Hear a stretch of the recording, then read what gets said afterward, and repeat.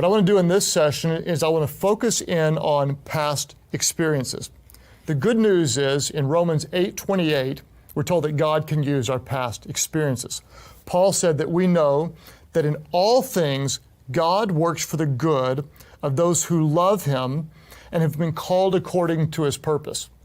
What I love about this verse, in the original language, the word that's translated as all actually means all. That in all things, God works together for good. That means God works through the good things that happened in your life. God works through the things that didn't seem that significant. And God even works through the bad things to bring about good when we love him and are called according to his purpose.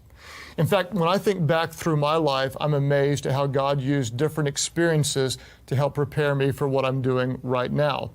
In fact, one of the big things is I grew up in church, but was not a follower of Christ. I went to church almost every weekend, but yet I was not committed to Christ. And so the fact that I could be in church but not know Christ has really given me a heart to present the gospel in the church in a way that people who might be in church but don't know Christ come to know Christ. God used that past experience to prepare me to do what I'm doing today. Another thing you may not know is I was actually a magician growing up. That's no lie. I pulled rabbits out of hats and made scarves disappear and such. In fact, I was doing my first professional magic shows when I was 12 years old and did magic for quite some time. Well, little did I know that being up in front of people doing magic helped prepared me to be comfortable being up in front of people today. As you look back in my past, you can see how God used the different events to prepare me to do what I'm doing today. God used my past just as he'll use your past. As we go through some of our past experiences, you're going to see how God might be preparing you, how he uses your past in your present to prepare you for your future. And I want to encourage you to be very open and honest about your past experiences. Especially, don't be afraid to think about and write down your past painful experiences. We often find that God will use some of the most difficult times to make us who he wants us to be. He'll show us through the difficult times how that often prepares us for our kazon. First, think back on the people and events that have impacted your life the most. It's really important that you don't edit yourselves here. So go back as far as you can remember. From then all the way up to now, try to recall every key event or person in your life that has helped to shape you into who you are today.